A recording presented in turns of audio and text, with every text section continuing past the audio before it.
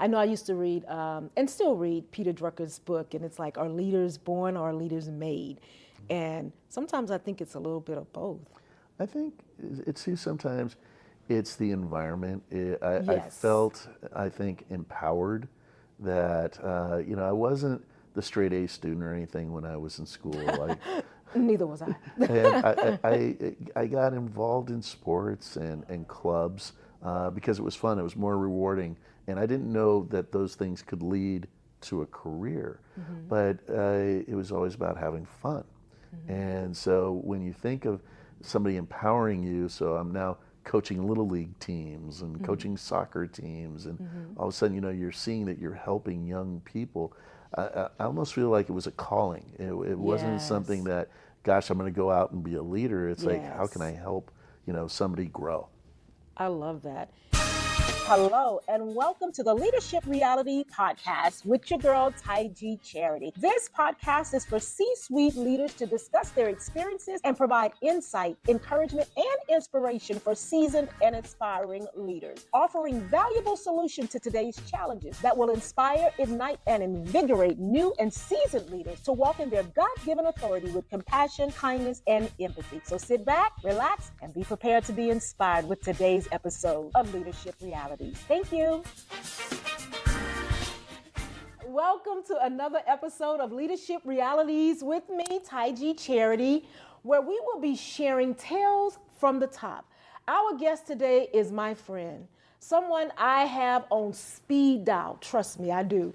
One of the best storytellers I know. He is a leader. His name is Scott Pansky, and he is the co-founder of Allison's & Partner, an award-winning PR firm. Scott is the head of the agency's Social Impact Group, and now the author of Playing Together in the Sandbox. There is so much to share about Scott, but I'm going to let him share most of the story, okay? Welcome to the show, Scott, and thank you for saying yes. My pleasure. It's an honor to be here. Thank you.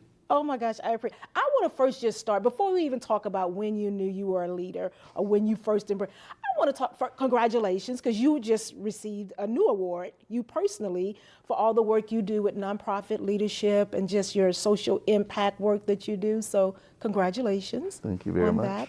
But we were talking before the show, just all of the nonprofits boards that you sit on. Give me a little bit about that. Aside from being the co-founder of Allison's & Partner, tell me the boards that you're on. Oh gosh, I serve as the chairperson of San Diego State's Journalism and Media Studies Advisory Board. I co-chair the Education and Workforce Development Committee for the LA Area Chamber of Commerce and sit on the Los Angeles Unified School District Citizens Bond Oversight Committee. I also serve on the board of SIE, which is an entertainment social impact nonprofit.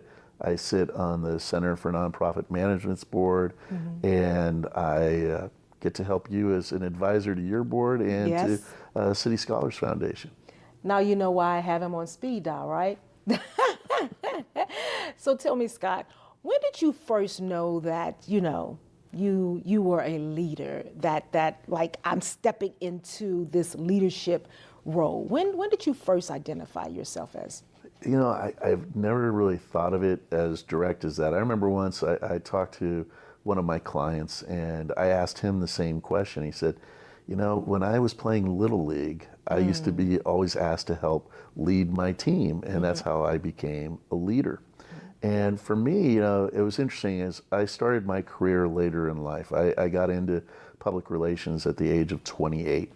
And I used to bounce around between working at a Round Table pizza parlor and working at Oshman's sporting goods stores. And when I finally started getting into the career of PR, I asked my mom, I said, were you ever worried about me? Because I just didn't have direction. Right. And she said, no. I was never worried about you. And I said, why? She said, well, every time you took on a job, you got into a leadership position. You were the manager of the sporting goods store. You were the manager of the pizza restaurant. So I didn't know what you were going to do, but I knew you were going to be successful. And so that's where kind of I saw that leadership, I think, probably for the first time. I love that. So just innately, it's sort of who you are. I mean, it's just kind of, I know I used to read and still read Peter Drucker's book, and it's like, are leaders born or are leaders made? And sometimes I think it's a little bit of both. I think it's too, sometimes it's the environment. I Yes. felt, I think, empowered that, I wasn't the straight A student or anything when I was in school.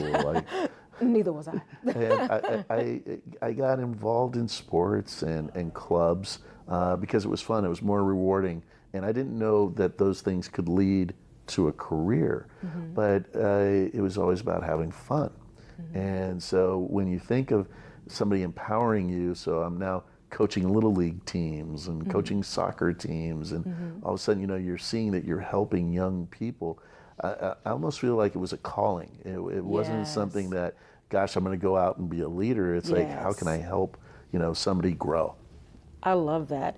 And you have helped so many people grow. I am the recipient of one of those people who you have helped grow. So let's talk about Allison's and Partner. How did that come to be as co-founder? How did you create this PR firm? And tell me about some of the challenges in starting a business.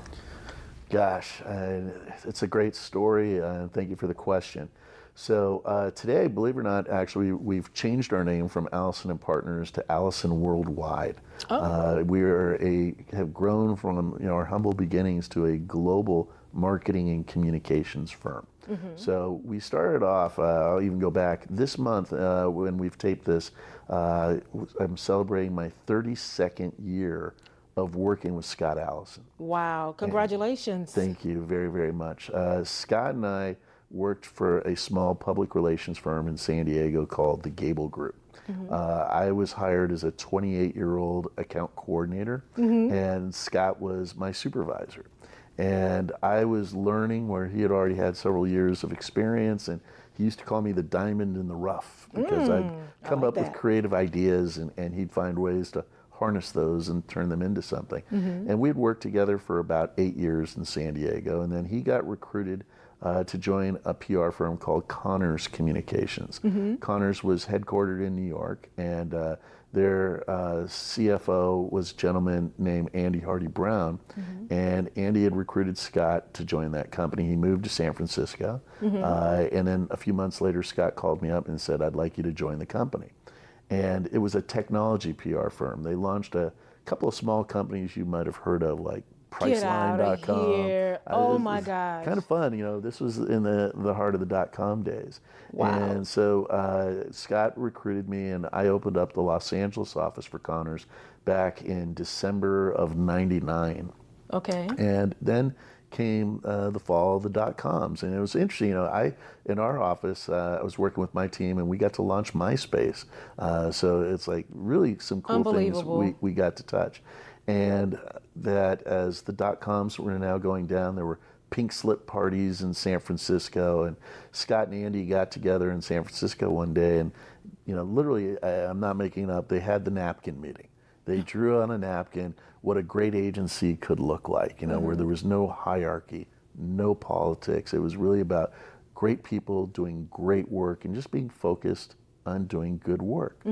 And I got a phone call later that night from Scott saying, "Hey, I just met with Andy. We're thinking about starting something new. What do you think?" I said, "Sounds great. Let me know. What are the next steps?" And a few months later, we started Allison and Partners. Wow. And so that we launched our company a week before September 11th, 2001. Oh my gosh. Not the best time to start a company. Right? And we, in those early days, Scott, Andy, myself, we didn't take paychecks. Everything went straight to the employees. And well, you started out with employees, so that's a good thing. But I understand about not taking a paycheck when you're starting something new. Those are the sacrifices you have to make when you're building. Absolutely. You have to do that. But you didn't know how long it was going to last. Right. And at that stage, I had my first daughter, and we got pregnant with our second daughter. And I remember telling Scott, I said, "I think I might have to quit. I've got to find a job that's going to pay me." Right. He says, "Just give me another few weeks. I'm sure we're going to make this thing work out." And it did, and the company had grown ever since. So today, you fast forward 23 years, and we have 700 employees across the globe with 40 offices. And the types of clients we're working with, I mean, you just like shake your head at how fortunate we are to have grown the way we have. Unbelievable. I mean, and amazing at the same time. But I just want to know, like, what were just some of those challenges when you were building the team? I know funding was one, not being able to get paid, but as you're building your team, what was that like for you though? Identifying the right people, keeping the right people, letting go of the wrong people. Like, what was that like for you? It's such a great question. And I look back at it, and I believe the secret is your core values as a company, and how you live and breathe your core values. We were about maybe a year into the agency, and we held a retreat. And we brought together 20, 25 employees up to San Luis Obispo. And we got into a hotel room, and we started ideating, what are we going to do? How are we going to build this company? And remember, from the most junior level people to the senior level people working together. And as we're coming up with ideas, people are saying, that's a horrible idea. No, you can't do that. What if we do this? And we created core values. And then for that time frame, we did really, really well. And we had fast growth. We had probably gone from about 20 employees up to maybe 70 employees. And now we're starting to hire a lot of people that have a lot of real big agency experience. But what we found, to your point, and the challenges is some of those folks brought their bad laundry with them, and they didn't always treat people well because they weren't treated well when they were growing up in their agencies. And as I was watching this happen, I was getting concerned, and I was talking to Scott, and just kept talking for a while, and then I found a book. And it was called Delivering Happiness. And it was written by Tony Hsieh, the founder of Zappos Shoes. Tony has since passed away. But in his book, it was all about the core values of Zappos and how they grew. Zappos is just a call center. At the end of the day, it's a call center. And they have thousands of employees, and they could see how they were productive or they weren't productive. And after I read the book and saw the secrets of what they had as success, I wanted to see it firsthand. So I went to Zappos headquarters, took a tour, and then I met one of their thought leaders, a gentleman named Robert Richmond. And Robbie pulled me aside, and we started talking about what I wanted. How could we help impact the agency to fix the culture? So he says, what do you want your company to be? And I said, I don't know, double the size we are now. And he said, why? I said, that's a good question. Well, if we double the size of the company, we're going to have bigger and better clients. Why? Well, that more revenue to the agency. Why? Well, I can hire more employees. Why? Well, I can bring in stronger employees. Going back to that childlike mentality. Everything is a why. Everything was a why. It was like that for about 25 minutes. And then I finally got to a point where I said, if my team members were happy, my clients were happy, and the agency had grown, I would be fulfilled. And he said, Tony would be happy. And I said, all right, that's cool. And he says, all right, what's next? Well, I think what we have to do is get back to the roots of our core values. And he says, well, how are you going to do that? And so I'm going to have to go back and talk to my partners. And I think what we're going to do is maybe a retreat. Let's bring all the employees together and get back to the roots. And he said, why? And I said, well, it's a big company. I can't do this by myself. And he said, why? And all of a sudden I had this epiphany. I said, stop. I do not want to play the why game anymore. I know the answer. I know the answer. And he says, what's the answer? And I said, if I can't create the change that I believe needs to be done, I need to quit. He says, what? And I said, I wouldn't want to work for a company that I didn't believe in their core values. And he smiled and he says, that's it. So, of course, I went back and I talked to Andy and Scott, and I said, I think we should do a retreat. One of our senior executives at the time, who's now our CEO, our global CEO, Jonathan Haidt, Jonathan and I were talking about this, and he said, Scott, don't do it with the senior level people. Do it with the junior level people. And he said, start bottom up, not top down. So we held an offsite with 50 junior level people. And I asked all of them, how many of you are afraid to have lunch? And out of 50 people, how many hands do you think went up? That are afraid to have lunch? Afraid to have lunch. I don't know, maybe 10% of that number? Go up. 50% of that number? Please don't tell me 100% of that number. I'd say about 98%, because out of 50 hands, Wow. there's only 2 that didn't go up, and I could count the 2. And I was going to break for lunch. Then Scott said, no, keep going. And I started talking more, and this guy, wait, stop. We're going to have lunch now. But I couldn't have hit him in the stomach hard enough than to see 48 hands go up that people were afraid to have lunch. Wow. And it wasn't fear per se, but what the rationale was this. They didn't want to let a team member down if they walked away. They didn't want to let a client down if they had walked away. And that at the same time, if I take lunch, I might have to work later. So what can we do to, focus that time? And Scott's like, everybody gets lunch. I don't know why you would ever not be afraid. If you can't eat lunch, talk to me yourself. Right. And so then I was like, all right, why is this happening? And it's because we're part of teams. And I think that's the key to any kind of teamwork, is remembering you don't do things yourself. Right. You're not Superman or Wonder Woman. Right. You're part of the Justice League. And so it's like, how do you work together? And so we then defined the existing core values that we had. And then once it was defined, we sent that out company-wide to get people's feedback and narrowed down on those core values. And that got us to where we are today. And now we realize with every generation, you gotta re-enhance them and make sure they're still relevant to the people that you're working with still going back to the core elements of just doing great work. Yes. You do great work and everybody's focused on doing a good job. Everything else will come along with it. Yes, everything falls into place. Exactly. I mean, I have a million questions just by the answer of that one question, but I'm not, because you and I can talk. Yes, before we know it, time has passed. We're like, wait a minute, where did the time go? I want to talk a little bit about your book, because I'm hearing so much of this answer in your book, Playing Together in the Sandbox. And I'm so excited because I had my little one who loves reading read the book and put it on video, and she loved it too. I mean, it's a children's book, but the reality is the lessons that you're talking about in this book are for adults just as much as they are for kids. So tell us a little bit about the book and what inspired the book. I was inspired so many different ways. The artwork inside of it is very reminiscent of Shel Silverstein. And about 12 years ago now, my mother had passed away. And I was with my wife, and we didn't know how to tell our children that their grandmother had passed. And we narrowed it out that I was going to fly home from Sacramento, and I was going to tell the kids.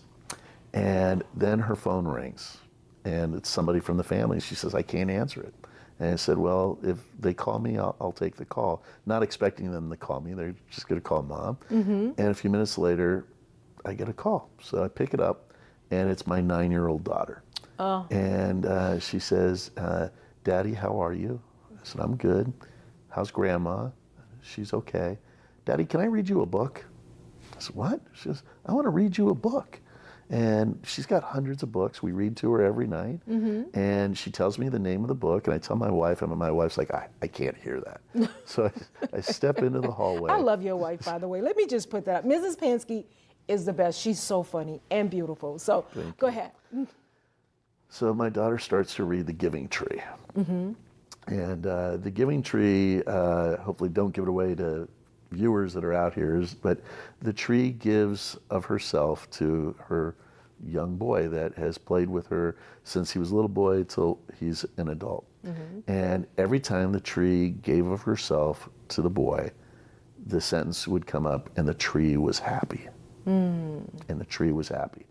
And I wouldn't call it a religious experience, but it was really an epiphany to which I started thinking, it's like, my mom gave me everything she could, and she's happy.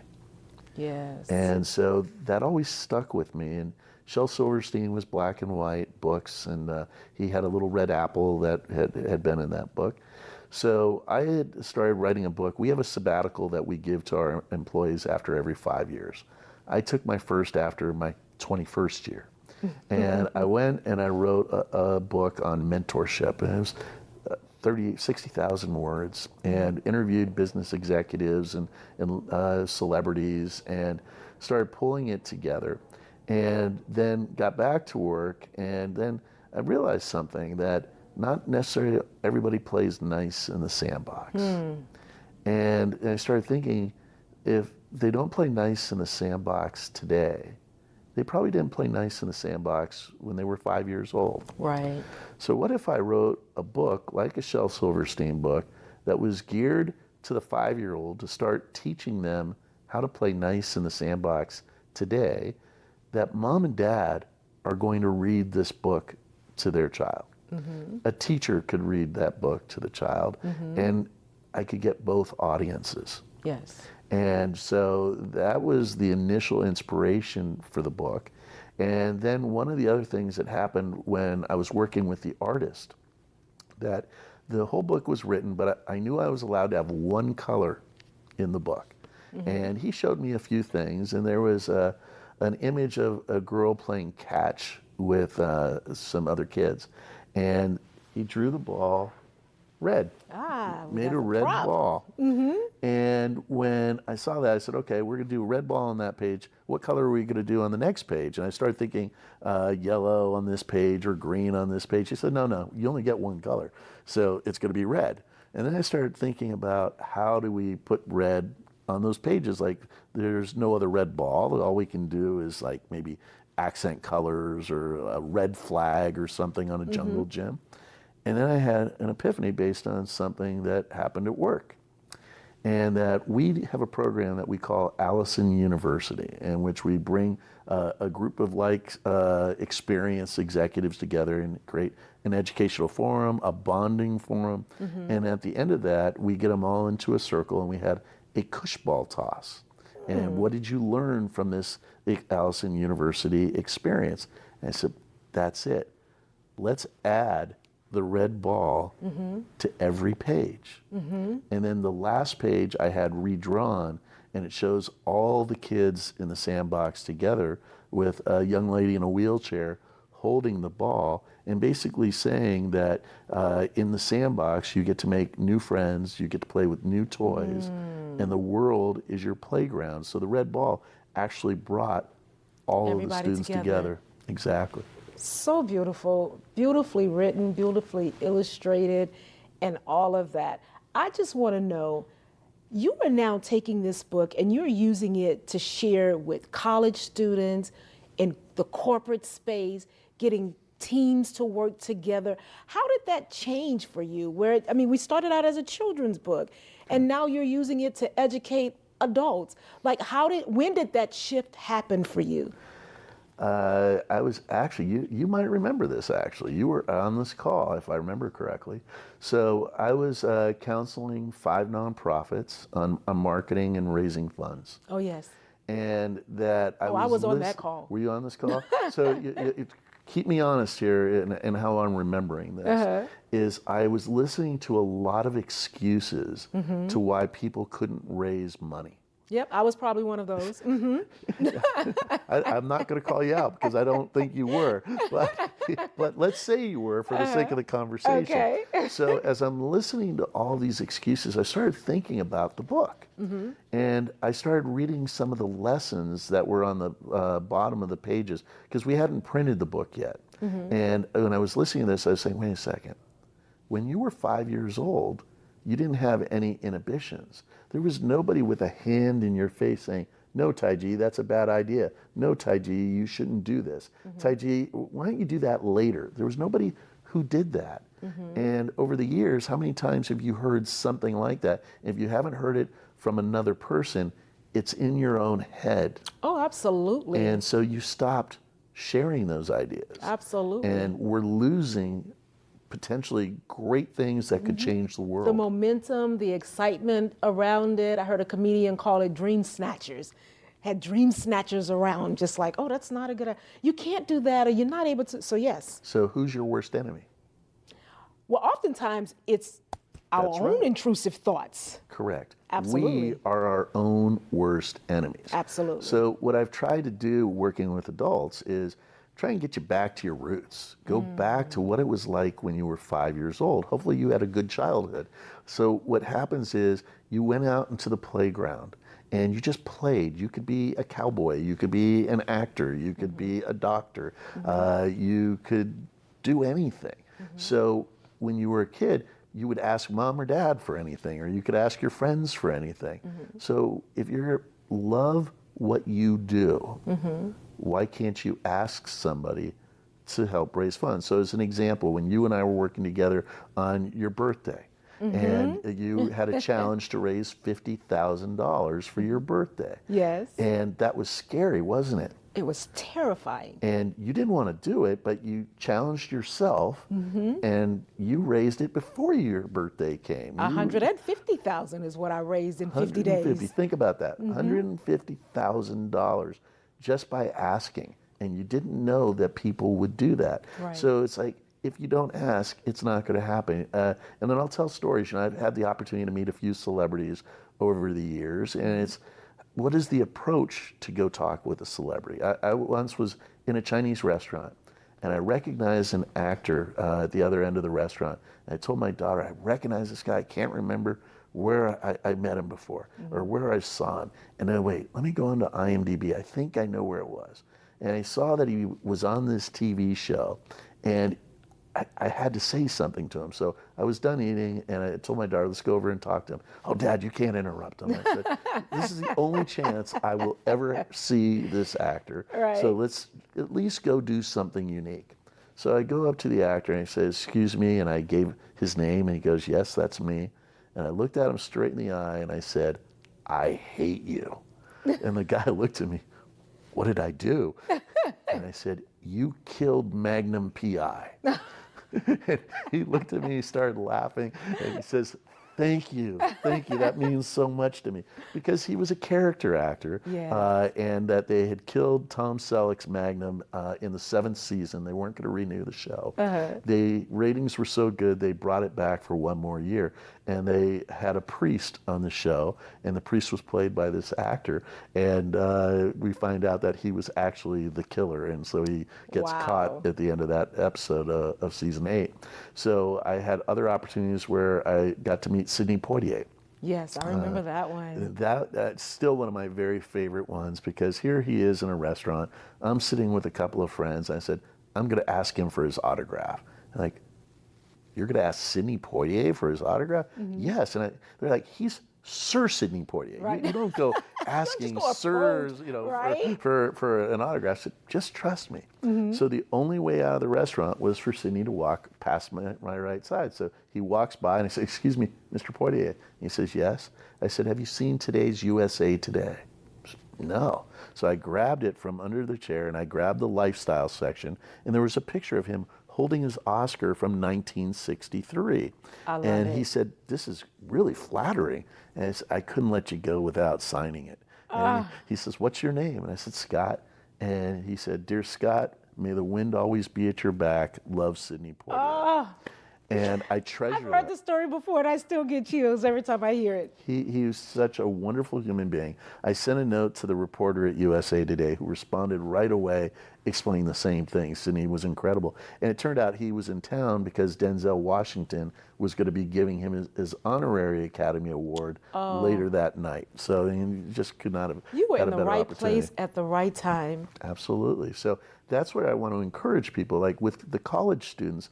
For them, they're starting their career. So anybody who's starting a career, you got to do informational interviews. You have to build relationships. So I use the book to try and help people realize what they have in common and really go back to things that you learned when you were in the sandbox. And so I role play with them. We'll play games to get them to realize it's just like building a relationship. Instead of wanting to get something from somebody, what if you just made a new friend? Yes. That's Yes. where all of this starts. You and I started as friends. There Yes, we was did. no transactional elements. It wasn't, let me help you raise dollars. It was just Right. building a friendship. And how did we start our friendship? It was a referral from somebody who was on your board who I'd known for 20 years. And he said, Scott, you two need to meet each other. Yes. Okay, I'll be glad to do that. And the rest is history. I have you on speed dial. And I've gotten And you several know- calls. But you know what I appreciate, Scott? You answer. Yes. When I call, when I text, you always answer. And I'm so grateful because you've helped me just develop as a leader in so many ways. So when I look at just some of the successful things like sitting in this building, and I'm not gonna get emotional. All right, Taiji, get it together. Sitting in this building points back to you because it was you who referred me to the Economic Resource Group, to Sam Hodges, I believe. Sam Hodges got one of his team members, I think it was the president of his company, Albert, to work with me. Albert referred us to LISC, the Local Initiative Service Corp. And it was the Local Initiative Service Corp that gave us a grant for the down payment of our building, and they ended up financing this building. So we're sitting in this set, and it points back to you. Well, that's a lot. But I will tell you this, and I mean this wholeheartedly, is this is 100% because of you. It's not me. It's relationships, right? And in a relationship, you have to trust somebody. And you earned my respect. You've earned my trust over the years. So when I provide a referral, I look at these things like it's a win-win, right? It's got to be a win for Sam, and that Sam was helping small nonprofits, organizations that were led by diversity. It was something they really believed strong in. So that seemed like a natural. You're telling me that you'd like to have a studio someday. What could it look like? What do you want to do? And we started chatting and said, wait, I met Sam. I bet I can put you two together. And you know, the magic happened because of you. I just was able to help open a door, but that's what relationships are about. And I think a lesson I would leave with your audience is, you know, is we're all relationship rich. Yes. We're all relationship rich. So you may not have a lot of money to make a donation or things of that nature, but if you can help open one door for somebody, you've made a huge difference. That's so real and so true. Well, I am grateful because you've helped open a few doors. I'm in a leadership program because of you where I've been, y'all, for about 8 years now, and I love it. You've met some of my guests through that leadership program, but that was because of you, Scott. You opened the door for me to start, and I've just been growing, and you've talked me off the edge a few times because, y'all, I don't take no very well. Let me just say that real quickly. And there are times when I've gotten to no, and I call Scott, I'm done. Scott's like, wait a minute. Calm down. And you've talked me off the edge a few times. So I'm just grateful for our friendship and just for the professional in you, who you are. You give back on so many levels and to so many people. We've talked about all the nonprofits who you serve on the board of, and you've also, I think you've taken my board through some leadership training, and you're just the best storyteller, from how you met your wife and how you got married. I have a book of Scott Pansky's story. I just wish we had the time to do an 8-hour show with just. I'll come back. Just Scott. You will come back. You will come back. But thank you so much, Scott, for being here. We're going to make sure we share with our audience how they can purchase the book. But for right now, tell our audience how they can purchase the book. Just go to Amazon.com and put in Playing Together in the Sandbox, or put in Scott Pansky, and hopefully the book will pop up and you'll be able to do that. Otherwise, it's on bookbaby.com/bookshop, and you'll find my book there. I used bookbaby.com to help promote and put the book together. Awesome. Is the firm taking any new clients as well? The firm is always taking new All right, clients. tell us how up-and-coming businesses or established businesses can perhaps hire Allison's and partner, or Allison's Worldwide now, Global World. Allison Worldwide. Allison Worldwide, I love that. How they can hire Allison Worldwide to be their PR firm. So you can go to AllisonWorldwide.com, and there's places there that you can inquire and ask questions. You can always reach out to me on LinkedIn, and happy to respond to any inquiry. The agency is full service, whether it's creative and digital and influencer to traditional PR and communications across healthcare, consumer, hospitality, corporate, social impact, and purpose-driven programs. We've got something for everybody, but at the end of the day, you got to do what's right for your company. And hope maybe we're in your consideration. I love it. And I know that if for those of you who actually got a chance to see me on the Kelly Clarkson show, it was Scott and his team that really helped prepared and did all of the behind the scene work to make sure that that was a successful opportunity for the organization. So I got a list of thank yous to Scott, okay? But thank you again. Who is your favorite leader? Or who would you, or one of your favorite leaders? Because you might have quite a few. The person who's impacted my life the most as a business leader is definitely Scott Allison. Scott saw something in me when I first came into this career, and I used to have crazy ideas. Like I said, Scott, I'd love to do a custom comic book to benefit San Diego. They had household hazardous materials, an RFP they were pursuing, and I had seen a comic book that was printed using 100% recycled paper and soy-based inks. And he said, well, what do you have to do to make that work? And I said, well, I can go to Comic-Con and I can talk to Archie Comics when I'm there. And he says, okay. So the agency paid for me to go to Comic-Con. And as a fanboy of comics, I'm walking all over the place, and I find the Archie comic book booth, tell them that we're going after this pitch, and I'd like to make Archie Comics the official comic book of San Diego. And they loved the idea. So they wrote me a letter to include in our RFP of an in-kind value of $600,000. Wow. And we won the business. And the client came in and said, whose idea was that to do the custom comic book? And our CEO at the time said, well, that was Scott Pansky, our account coordinator, which was an entry-level position. And she said, that's why you won this business. That's how you differentiated yourself from the other RFPs. So we ended up producing 250,000 custom comic books. We did partnerships with the movie theaters and Ralph's grocery store, so you could get comic books there. And then they had big, huge coloring boards, and we had slides before the movies. The Fox Channel 6 affiliate in San Diego did public service announcements with San Diego, with Archie. Archie led the Earth Day parade. Like, it's a huge integrated opportunity. Wow. Later, we ended up going after the San Diego Comic-Con as a client. And in that situation, we made the pitch. Comic-Con chose us. They wrote us a check right that day. And we had something called unwind time.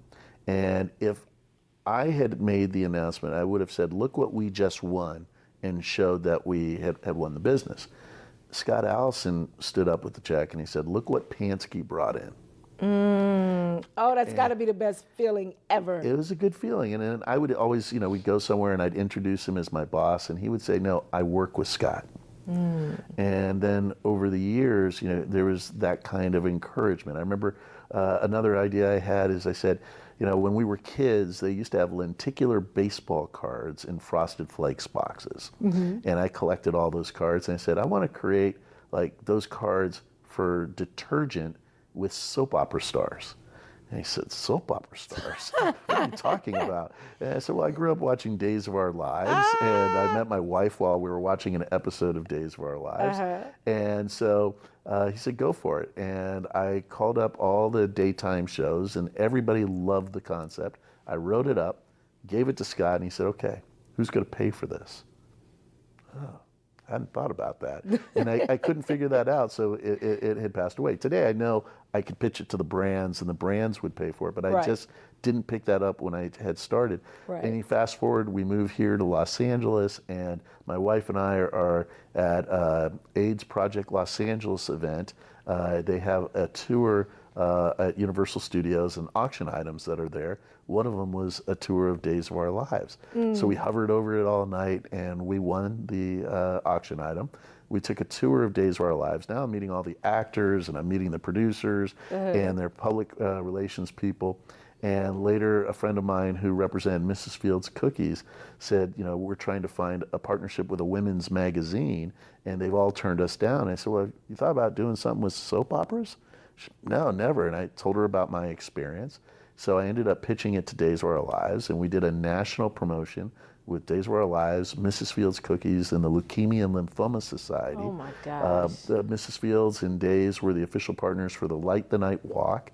Days of Our Lives incorporated the Light the Night Walk onto its show, and the actors were on the charity and the corporation's point of purchase displays, 8.5 million brochures to promote the walk. It was just a completely integrated program. But this is stuff that if Scott hadn't supported me, if he said, go for this, if Scott wouldn't have recruited me from San Diego to open up this Connors office in LA, if Scott hadn't invited me to participate when we launched Allison in the first place, you know, my career would be in a completely different spot. So I really give Scott a lot of that credit. It's something about the Scotts in the world, right? Maybe so, but he's a really special guy. I love that. Thank you so much, Scott. I mean, when I say this has just been a real treat for me, we get to talk all the time, but I just know there's so many amazing nuggets that have been shared today. Scott is a phenomenal storyteller, and he has the best stories to tell. So I want to make sure that you all are supporting the book. Please pick up your copy from Amazon.com. We'll make sure to drop all the resources in the description. And don't forget to do those 3 magical things: like, share, and subscribe. Until next time, we're bringing you Tales from the Top in Leadership Realities with Taiji Charity. Have an amazing day. Bye. All right, ladies and gentlemen, that is our show for today. I hope you were inspired and you gained some valuable nuggets that will help you to become a better leader and to walk in your God-given authority. Bye, until next time.